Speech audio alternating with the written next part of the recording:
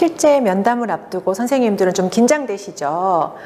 부모를 만나는데 필요한 지식, 기술, 또 마음의 태도 이런 걸 준비하고 또 자료도 준비했지만 막상 다가오면 좀 긴장이 됩니다. 그러면 부모님들은 긴장하지 않을까요?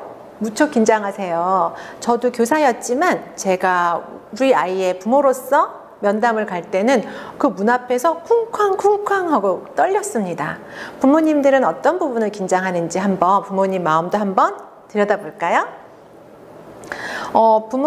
부모님은 교사와 상담하기에 앞서서 자녀의 발달이나 이런 거에 대한 초조 불안함이 있어요. 혹시 우리 아이가 이런 문제가 있다고 듣게 되지 않을까? 내가 생각하지 못한 문제가 있는 건 아닐까? 하고 사실 무척 떨립니다. 또는 또 부모님들이 갖고 있는 것을 교사에게 좀 확인하고 싶은 감정도 있어요. 우리 아이에게 이런 행동이 보여지는데 요즘 이런 고민이 있는데 과연 선생님은 이것을 발달적으로나 어떤 행동의 특성으로 어떻게 설명해 주실까 하고 확인을 좀 받고 싶은 마음도 있습니다. 또 한편으로는 교사에게 좀 인정받고 싶은 마음이 있어요. 잘 키우셨어요. 부모 역할을 잘하고 계십니다. 이런 부분에 대해서 인정받고 싶은 마음을 가지고 오십니다. 또 하나는 담임 선생님의 역량을 좀 확인하고 싶은 마음도 있어요. 그래서 집안에서 있는 문제 상황 이런 걸 가지고 와서 좀 명쾌한 대답을 듣고 싶은 마음, 그런 마음도 있는데 살짝 교사를 이때 평가를 하겠다라는 생각도 가질 수 있습니다. 자, 그렇다면 우리 이제 면담을 시작하기에 앞서서 환경은 어떻게 구성하는지, 그리고 실제로 선생님이 면담을 할 때 어떻게 하면 좋은지 이런 부분을 들여다보겠습니다.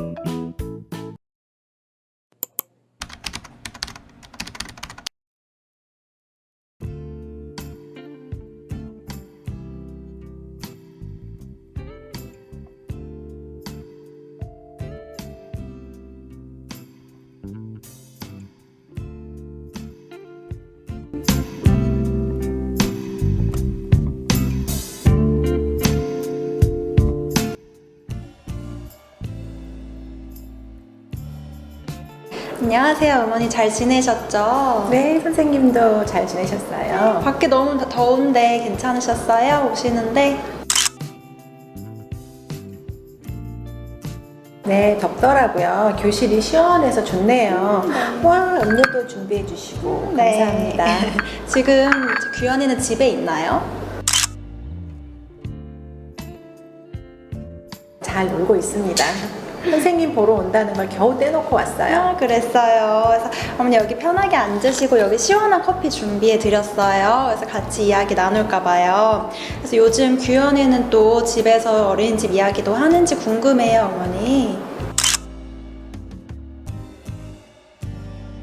어느덧 규현이랑 다시 지낸 지 벌써 2달 정도가 지났더라고요. 그래서 규현이는 또 학기 초부터 어린이집에서 어떻게 적응을 했는지 같이 말씀을 나누려고 해요. 학기 초에는 규현이가 친구들에게 먼저 다가가는 거를 조금 어려워했었는데 이제 2달이 지나고 이제 원에 더 적응을 많이 하다 보니까 친구들이랑 이제 부드럽게 놀이를 이끌어주기도 하고 친구랑 이야기하는 거에 되게 익숙해져 있더라고요. 그래서 한 번은 이제 다른 2 남자아이가 같이 가게 놀이를 하던 중에 한 가지 역할을 가지고 서로 하겠다며 작은 갈등이 번졌던 일이 있었어요. 근데 그때 이제 규현이가 선뜻 다가와서 너는 그러면 둘 다 가게 주인을 하고 싶으면 한 명은 매니저하고 한 명은 주방장 하면 되잖아 라고 이야기를 하더라고요. 네, 그래서 규현이 덕분에 이제 2 어린이까지 모두 재미있게 놀이를 했고 그런 식으로 규현이가 점점 원에서는 교실에서는 갈등을 중재해주기도 하고 놀이를 되게 편안하게 이끌어주는 역할을 하고 있더라고요. 그래서 너무너무 잘 지내고 있어요, 어머니. 그런 일이 있었군요. 집에 와서는 친구들과 가게놀이에서 재밌었다고 하더라고요. 그 안에 무슨 일이 있는지 정말 놀랍기도 하네요. 그렇게 놀이랑 이제 계속적으로 너무너무 재미있게 놀고 있고 친구 관계에 있어서는요, 어머니 규현이가 사실 뭐 크게 갈등이 번진다거나 뭐 그런 어린이는 아니에요. 그래서 아까도 말씀드렸지만 뭔가 다른 친구들이 갈등이 생겼을 때 그걸 풀어주는 역할도 해주고 있는데 사실 학기 초에는 조금 놀이를 하다가 자기 의견을 선뜻 제시하는 걸 어려워하기도 했었어요. 근데 이제 점점 규현이를 보면은 되게 안정적으로 생활을 하고 있다 보니까 놀이를 할 때 적극적으로 아이디어도 번뜩이는 아이디어도 제시를 하고 그러다 보니까 놀이가 다른 친구들도 그렇게 할 수 있겠네 라며 긍정적인 반응을 보여줘요. 그러다 보니까 이제 놀이가 점점 더 많이 발전되는 모습을 보이더라고요.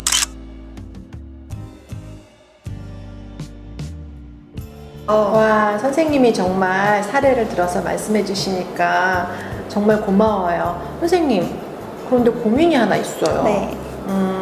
우리 규현이가 아직 한글을 잘 읽지도 못하고 관심도 없는데 어떻게 하면 좋죠?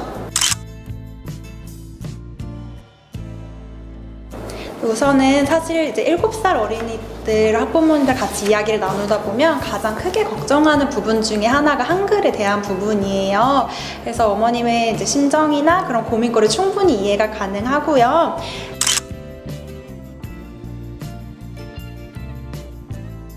저희가 봤을 때 사실 규현이가 글자에 관심이 없는 어린이는 아니에요. 그래서 예를 들어서 이런 그림 같은 거를 보여드리면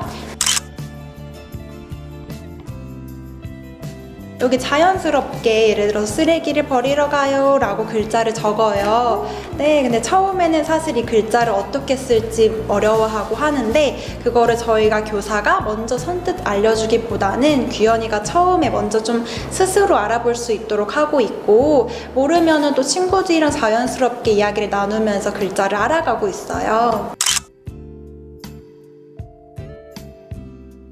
그런데 선생님, 집에선 이렇게 잘 안 하는데 어떻게 해요? 집에서도 막 때를 부리거나 제가 하자고 그러면 잘 안 하거든요.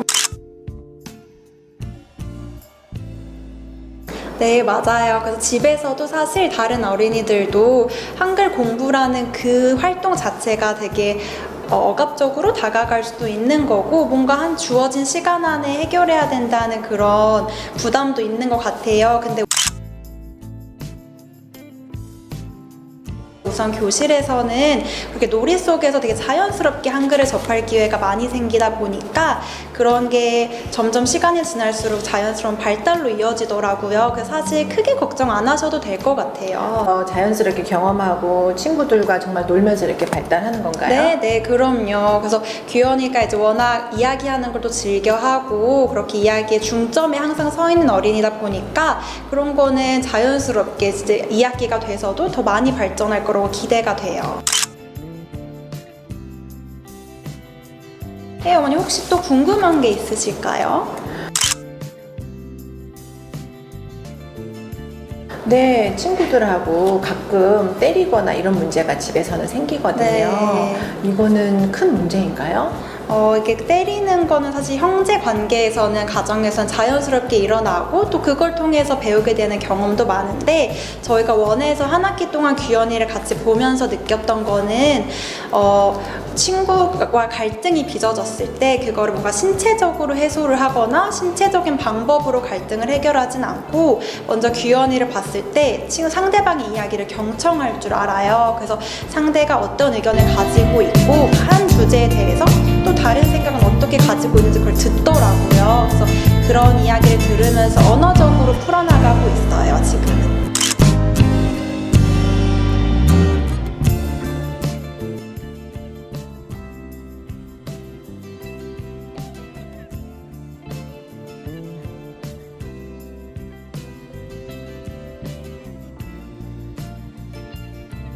네, 이제 규현이가 이제 매일 아침 저한테 와서 사랑스럽게 인사하고 막 그런 모습을 저 보면서 저는 매일매일 힘을 얻고 있어요.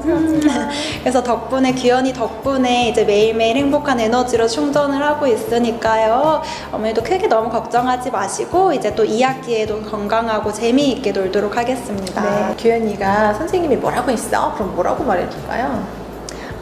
칭찬을 많이 해주세요, 어머니. 선생님이 규현이 칭찬 많이 하시더라. 뭐, 너무너무 예쁘고 잘 놀고 있다더라. 라고 집에 가서 얘기해 주시면 너무너무 좋을 것 같네요.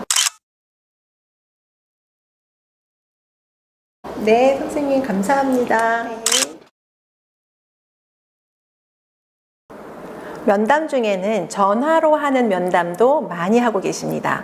요즘처럼 직접 대면하는 사례가 적어지면 선생님들께서 특히 전화를 통해서 부모님들하고 면담을 진행하시죠.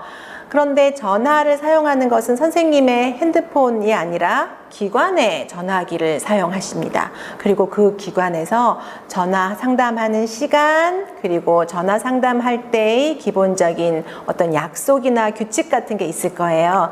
그 부분에 대한 것을 우리 어린이집에서 교사들이 전화로 부모와 면담할 때 이런 부분은 꼭 지키자라는 것에 대한 규칙을 만드시면 좋겠습니다. 그리고 전화는 특히 직접 만나는 것처럼 표정이나 감정을 잘 전달할 수 없죠. 소리로만 전달해야 됩니다. 그렇기 때문에 더 단어의 쓰임 이런 것들이 조심하셔야 돼요. 특히 요즘 전화기는 저장되는 경우가 상당히 많잖아요. 그래서 사용하시는 단어나 표현 이런 부분에서 더 정제해서 부모와 면담을 진행하시면 좋겠습니다. 자, 그러면 전화로 하는 면담을 또 사례로 한번 직접 들여다보겠습니다.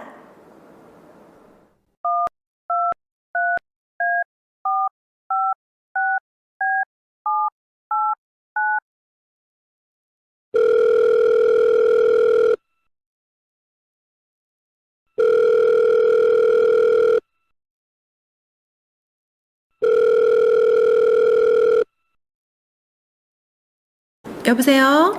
네, 안녕하세요, 어머니. 하늘반 교사입니다. 그동안 잘 지내셨나요?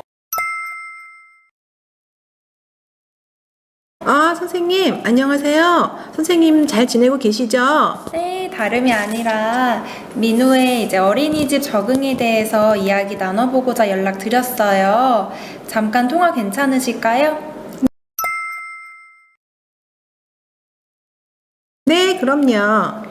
요즘 민우는 집에 가서 어린이집 이야기도 하던가요? 네. 친구들 이야기도 하는지 어린이집 이야기도 하는지 궁금해서요. 네, 선생님. 쌓기놀이에서 블록으로 논 거, 또 가게놀이 한 거, 그리고 요즘은 경필이 정연이랑도 잘 논다고 하더라고요. 아, 네, 그렇군요. 민우는 어머님이 걱정 안 하셔도 될 정도로 너무 잘 지내고 있어요. 요즘은 남자아이들과 부쩍 가까워져서 쌓기블록으로 여러 구성물을 입체적으로 만들기도 하고 있고요. 또 그 안에서 여러 이야기들로 스토리텔링을 하면서 놀이를 이어가고 있어요. 자유놀이 1시간 동안 흠뻑 빠져서 몰입해 놀이하기도 하고요. 그래서 민우의 놀이를 관찰하다 보면 또래의 의견을 수용하는 폭도 참 깊더라고요. 여러 친구들의 의견을 잘 듣고 긍정적으로 수용해서 놀이를 이끌어가는데 크게 일조하고 있어요. 아, 그렇군요. 잘 지내고 있다니까 다행이에요, 선생님. 네, 그 신입 어린이인데도 불구하고 친구들과 조금씩 두텁게 관계를 넓혀가고 있어서 참 기특하더라고요. 그래서 이렇게 너무너무 잘 지내고 있는데 한 가지 염려되는 점이 있어서 말씀드리려고 해요.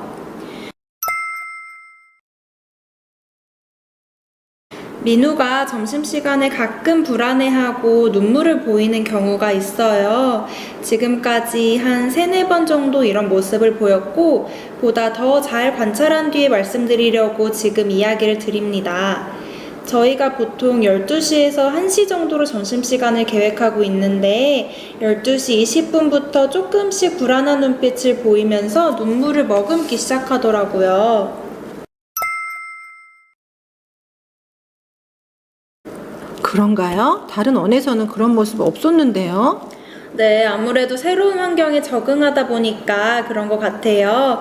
민우에게는 모든 것이 새로운 환경인데 점심시간의 특성상 다 먹은 어린이는 먼저 정리를 하고 있거든요. 그래서 그렇게 친구들이 하나, 둘 책상을 떠나가고 민우가 점점 혼자 남게 되었을 때 불안함을 느끼지 않나 싶어요.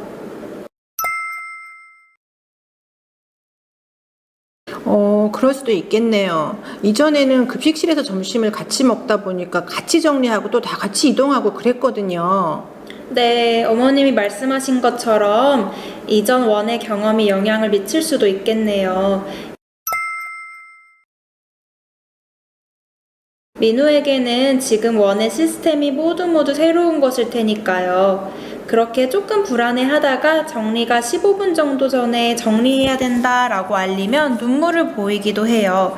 뭔가 시간 안에 주어진 걸 수행해야 한다는 느낌을 많이 받고 있는 것 같아요. 민우가 집에서도 가끔은 시간에 대한 압박을 느끼거든요. 그런 모습이 어린이집에서는 점심시간에 그러나 보네요. 선생님, 이럴 때는 어떻게 반응해줘야 되는지 조언을 좀 듣고 싶어요.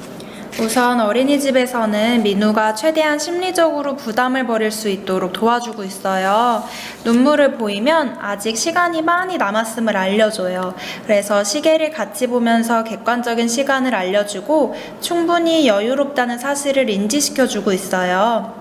또 아직은 정해진 일과에 시간을 맞추기가 어려울지라도 조금씩 노력하고 익혀가면 된다고 마음을 안심시켜주고 있어요. 꼭 시간에 맞춰서 움직여야 되고 또 시간이 끝나면 실패해버렸다는 생각이 들지 않도록 도와주고 있어요. 네, 선생님 말씀하신 것처럼 집에서도 저도 비슷한 방식으로 해야겠네요. 민우가 걱정하고 있는 부분을 최대한 아무렇지도 않게 훌훌 넘기고 털어버릴 수 있도록 제가 해볼게요, 선생님. 네, 어머님이랑 아버님이 가정에서도 그렇게 지도해 주시면 너무 감사할 것 같네요. 원이랑 가정에서의 방식이 동일하면 민우에게도 더할 나위 없이 좋겠어요. 민우가 계속해서 이런 모습을 보이면 지속적으로 관찰해보고 또 전화 드릴게요. 민우가 원에서 항상 안정적으로 지낼 수 있도록 더 신경 써서 보도록 하겠습니다. 혹시 또 궁금한 거 있으실까요?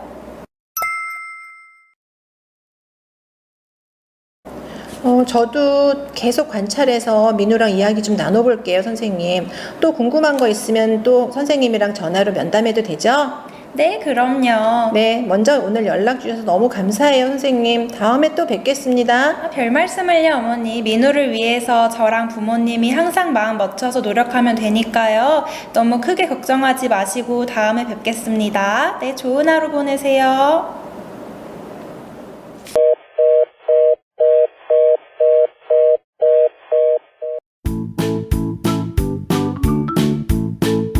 선생님들이 면담하면서 부모들로부터 받기 쉬운, 가장 많이 받는 질문들에 대해서 한번 들여다보겠습니다.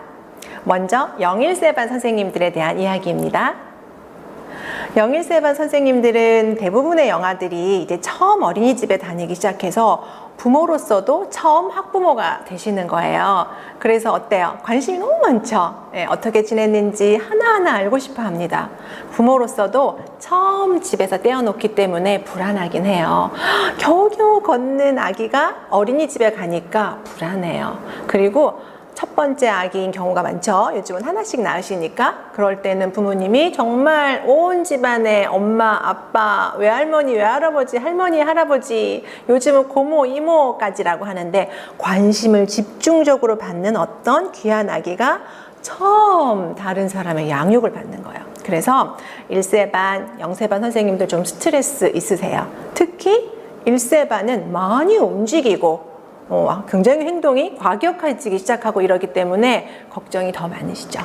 때리거나 꼬집거나 깨물거나 그런 사건들 제일 속상하시죠.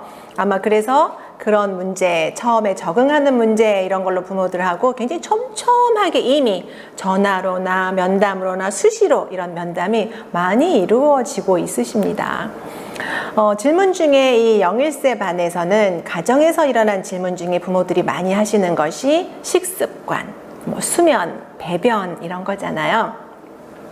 물론 그 부모나 유아에 따라 영유아에 따라 다르긴 하지만 저는 이렇게 생각해요. 이렇게 대답했으면 좋겠어요. 사실 먹고 자고 싸는 이런 기본적인 생리적인 것들은 본인이 타고나는 신체와 생리적 리듬하고 매우 연관이 깊습니다. 그래서 부모님들은 이 시기에 몇 살의 기저귀를 갈았는지, 몇 살도 아니죠. 몇 개월, 며칠의 기저귀를 갈았는지, 몇 개월, 며칠의 이유식을 어디까지 먹었는지 이것이 마치 학습의 진도처럼 옆집 아이랑 막 비교를 하시죠. 그래서 그런 것들은 아이들의 어떤 생장 리듬에 따라가라 라고 꼭 안내해 주세요. 별로 중요하지 않다. 특히 배변을 무리하게 가르치려고 하거나 이럴 때는 반드시 아이들이 정서적인 문제를 겪는 경우가 많습니다. 이 부분은 선생님들께서 조금 더 공부를 하셔서 이 부분에 무리하게 재촉하게 기본 생활을 익혀주려고 하는 것이 영아기에는 성격 형성과도 연관이 있다라는 부분을 좀 알려주시면 도움이 많이 됩니다. 또 이 시기에 많이 받는 질문 어떤 거 있으세요? 아마 이런 것도 있을 거예요. 맞벌이 가정의 부모. 요즘은 상담에 어머니만 오시지 않죠? 부모가 같이 오시는 경우가 상당히 많아요. 때로는 조부모가 같이 오셔서 옆에 앉아 계시기도 하죠. 그래서 처음으로 이제 맞벌이 가정이 육아휴직을 받아서 육아휴직 끝나고 이제 직장 생활을 시작하는 분도 계시고 육아휴직을 충분히 받지 못하고 그냥 아기를 키우면서 젊은 엄마 아빠가 직장 생활까지 병행하느라고 눈물 콧물을 막 쏟고 있는 집도 많아요. 제일 걱정하는 게 뭐냐면 제가 이렇게 아이를 저녁에만 겨우 만나서 문제가 생기지 않을까요? 이 걱정을 많이 들고 오세요. 그런데 양육, 부모의 양육이라는 것은 양보다 질입니다.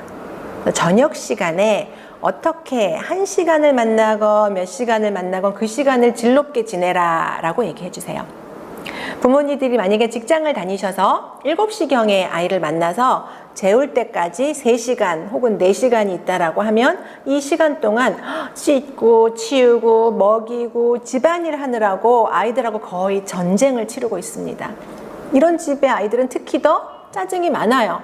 왜냐하면 어린이집에서도 우리가 잘해주긴 하지만 진짜 자기가 주인공이 되지 못하다가 드디어 엄마 아빠를 저녁에 만나서 주인공이 되고 싶은 마음이 있거든요. 그래서 막 괴롭혀요.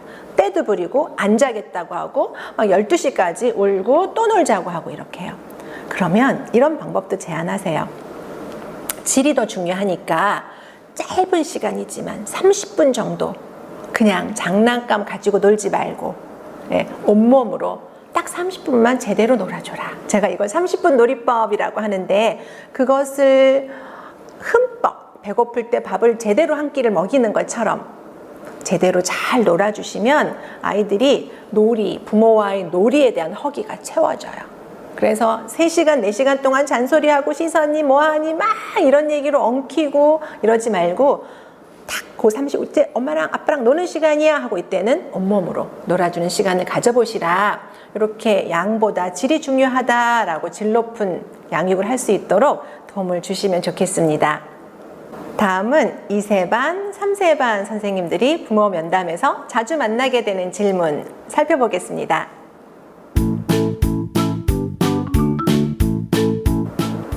어때요? 2세 반, 3세 반, 제가 가끔 우스갯소리로 2세 반을, 그러니까 만 2세 반인 거죠. 예, 우리 나이 2세 반 말고요. 2세 반을 신입교사가 맡으면 실패할, 좌절할 확률이 높아요 라고 말하는데, 그건 뭐냐면 2세 반 아이들은 개인차가 아주 심해서 한 반 안에 1, 2월생은 정말 말도 빨리 트고 다 큰 아이처럼 구는가 하면 11, 12월생 아이들은 차이가 많이 나죠. 모국어도 잘 못하기도 하고, 아직도 기저귀를 차기도 하고, 그래서 한 반에 정말 다양한 어떤 수준의 아이들이 많이 섞여 있는 게 2세 반의 특징이에요.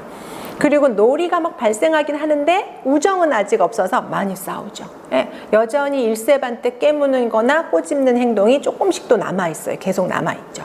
그래서 2세 반 선생님은 혼란스러울 수도 있고, 2생을 보면 저렇게 1, 2월생을 보면 막 저 정도로 얘네가 해야 되는데 이 11, 12월생이 문제가 있는 것처럼 보일 수도 있어요. 그래서 면담하실 때 부모님이 자녀의 원령을 잘 알아서 그 원령의 발달을 말해줘야지, 우리 새싹반의 통째로 말해주면 부모가 갈등을 많이 하게 되는 게 또 2세 반 그리고 3세 반의 특징입니다. 이때는 아마 가정에서 아이가 부모 말을 잘 듣지 않는다, 고집도 많다, 때를 부려요, 막 대들어요, 아주 이렇게 하고 막 집안에서는 마치 어머, 어린이집에서 볼 수 없는 그런 상황을 얘기할 수도 있어요. 어린이집에서 너무나 의젓한데 집에서 그런다고요? 하고 막 신기한 듯이 서로 얘기를 주고받을 게 아니라, 아이들은 원래 이중생활을 해요. 집에서의 행동과 그 어린이집에서 자기의 사회적 태도가 좀 달라요. 그게 올바른 거거든요. 얘가 너무 이중적이네요가 아니라 영리한 거죠. 자기가 상대에 따라서 자기 행동과 방식을 조절하기 시작하는 거예요. 그래서 선생님이 얘기하는 거와 가정에서의 생활이 좀 다른 연령이라고 할 수 있습니다. 그래서 그런 것에 대한 편차를 줄여주시고, 그것이 아이가 올바른 사회성을 배워나가는 겁니다 라고 소통해 주시면 좋겠어요. 그리고 아까 말씀드린 것처럼 고집 부리고 떼쓰는 것도 그 시기에 첫 번째 자아가 생겨서 자기 자아를 표현하는 방식이라는 걸 알려주세요. 이 시기에 부모들이 제일 많이 갈등해요. 왜 갈등하냐면, 제가 아이를 야단쳤어요, 소리 질렀어요, 제가 분노했어요, 때렸어요, 이렇게 말해요. 부모 입장에서 보면 정말 약간 좀 맞을 짓을 하는 나이거든요. 그런데 이때가 아주 중요하다는 얘기를 해주세요. 이때는 그 행동이 정말 그 아이의 마음, 그 아이의 어떤 태도가 아니라 부모의 표정이나 말투에 대한 대응적 행동이 금방금방 나오는 거예요.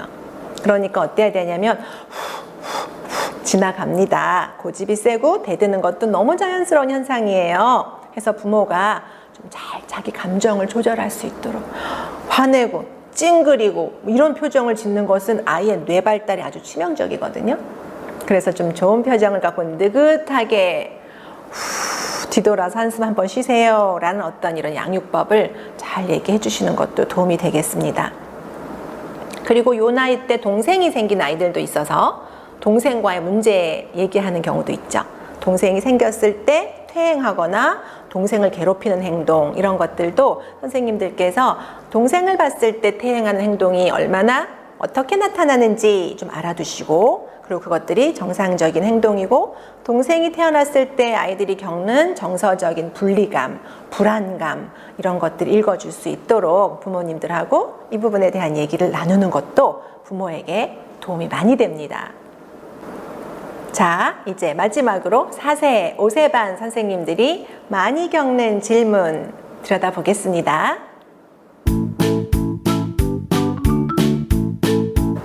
자, 4세 반, 5세 반이 따로 있기도 하고 혼합반을 하고 계시기도 하죠. 이 시기에는 부모들이 정말 무슨 고3처럼 진학한다, 초등학교에 진학하는 것에 대한 걱정을 계속 갖고 계세요. 그래서 선생님들 이런 고민하시죠. 한글 떼주세요, 숫자 가르쳐 주세요, 그러면 우리가 보고 있는 누리 과정에서 그것은 좀 맞지 않아 라고 생각하실 수 있는데, 사실 아이들이 한글에 관심이 있고 또 숫자에 관심이 있다면 그것을 굳이 부모나 교사가 막을 필요는 없습니다. 단, 한글을 빨리 가르쳐 줘야 한다라는 게 어린이집의 교육 과정은 아니라는 것을 선생님이 소신 있게 말씀하셔야 돼요. 왜냐? 한글, 모국어 글자라는 것은 이 아이들이 모국어를 알아듣기 시작하는 게 한 돌 반 정도 지났을 때 짧게 알아듣기 시작하죠. 계속해서 아이들 귀 속에 이렇게 들리다가 그 모국어가 구별돼서 들리기 시작해요. 그래서 소리가 상징이 있다는 걸 알게 되죠. 컵. 이 단어가 컵이라는 소리를 갖게 됐다는 걸 알게 돼요. 모국어가 막 터집니다. 3살, 4살 때 모국어가 막 터져요. 그러다가 또 우연히 어떤 경험을 하냐면 뭔가 까맣게 꼬불꼬불 써 있는 게 어떤 형태가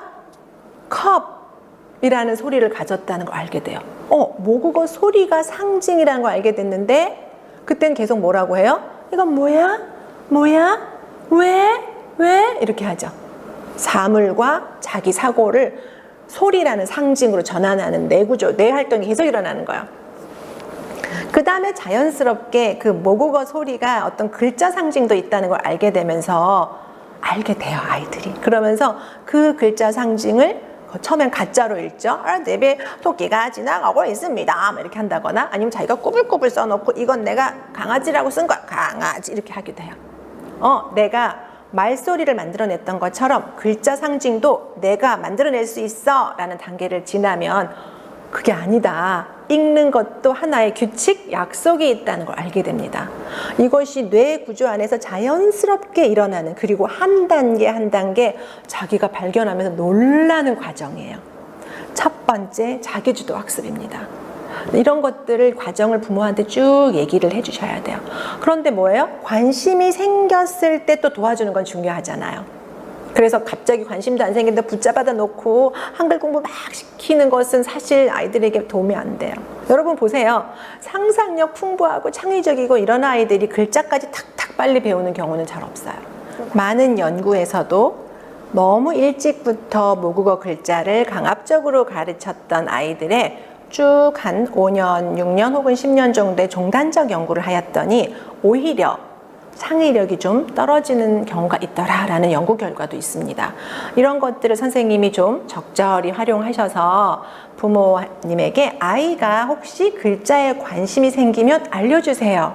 우리 같이 도와서 선생님과 가정이 함께 글자를 배우는 방법을 한번 생각해 보기로 해요 라고 얘기해 주시면 도움이 되겠습니다. 무조건 가르치지 마세요가 아니라 그냥 잘 기다려줘라. 혹시 관심이 생기면 우리 같이 노력합시다. 이렇게 선생님이 많은 방법을 잘 제시해 주시면 좋겠습니다. 또 이 시기에는 어떤 고민 많이 하세요? 선생님들 얘기를 들어보면 이런 얘기를 많이 물어보신대요. 얘는 한 가지 놀이만 해요. 쌓기 놀이만 계속해요. 구슬만 계속 굴려요. 이렇게 얘기를 하시죠. 근데 사실 부모에게는 그 소리가 잘 안 들릴 수 있지만 한 가지 놀이를 깊이 할 수 있는 건 아주 중요한 학습 능력이거든요. 선생님 동감하시죠? 한 가지 놀이 계속 하는 아이들, 뭐 1년 가까이 하는 아이도 있긴 하지만 대부분 한 학기 정도를 그것만 오기만 하면 거길 가고 이런 아이들이 있어요. 그런데 선생님은 어때요? 그 아이 참 창의적이죠. 놀이 깊이 몰입하죠. 그런데 부모는 얘가 저것도 하고 저것도 했으면 좋겠는데 집에 오면 그것만 한다거나 요즘 계속해서 무슨 뭐에 대한 얘기만 해요. 이렇게 얘기하시죠. 그러면 사실 그 아이가 그 놀이만 하는 것처럼 보이지만 선생님이 그 놀이를 들여다보면 어때요? 그 안에서 매일매일 친구랑 나누는 상호작용도 다르고 놀이의 수준과 깊이가 다르고 문제 해결하는 방법이 다르잖아요. 그래서 선생님도 피상적으로 그 아이가 한 가지 놀이만 한다라고 생각해서 뭐 이런 것도 제안해 보세요. 뭐 이렇게 하지 마시고요.